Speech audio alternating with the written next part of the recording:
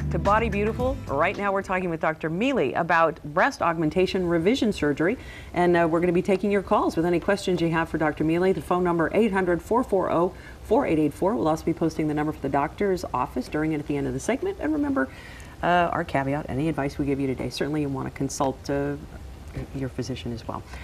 Before we get to some before and after pictures, because you do have those and they're very interesting, I'm going to make a statement of the profound obvious. Why is it important to consult or to have surgery done with a board-certified plastic surgeon? A board-certified plastic surgeon has had the proper training, so they've been through a program that is reviewed.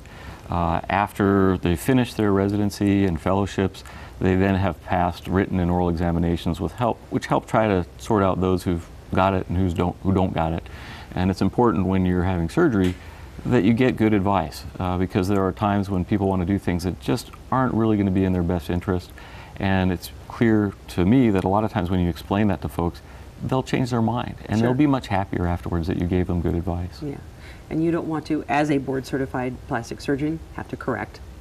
Sure, it's much more difficult to go back and try and correct than it is just to start from scratch and get things right. All right, we promised the before and after pictures. Let's go ahead and roll those and get a look here. This is someone who has had new implants.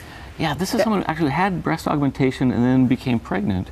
And you can see the fullness at the top from the implant. It didn't drop, but the breast got larger with pregnancy and then lost volume and kind of fell off the implant. Oh, okay. So this is so that's with an implant. This is with an implant before. So what did you do? What I did was ended up changing the implant, repositioning it a little bit, and then doing a lift in order to bring the breast tissue back up and around the implant that's there. Let's go ahead and show another picture then.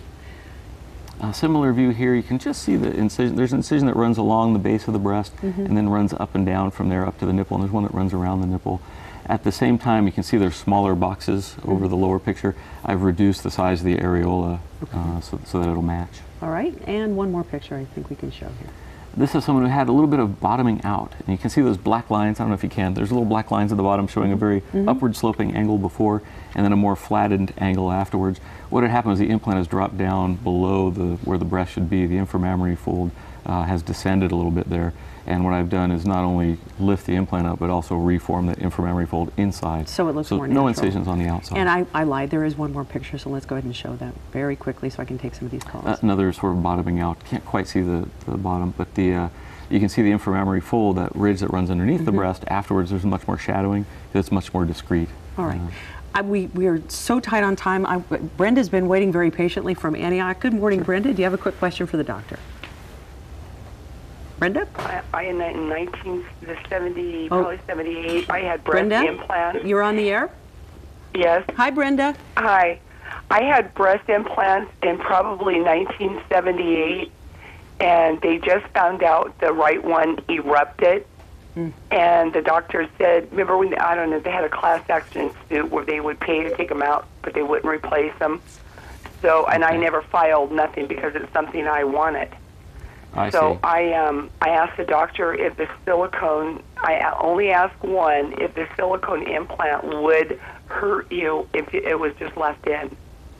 If it's ruptured, it should be removed. And it's not that it's going to cause some strange reaction. It'll cause a local reaction where the body will try and wall it off. It'll try and make scar around the loose gel, which is liquid-like, just like it would around the regular implant.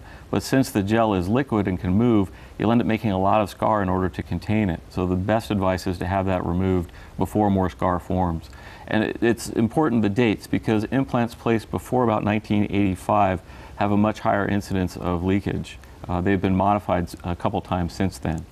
Okay, so Brenda says that she had this put in the 70s. That means that's been in her body a long time. Is that that's really beyond the natural wear and tear of breast implants, or is that common? It's hard to tell. I mean, if everything looks fine and feels fine, and what we can do is get an MRI and see if the implant shell is intact, since it's hard to tell with physical exam. If everything's intact, we would tend to leave it alone.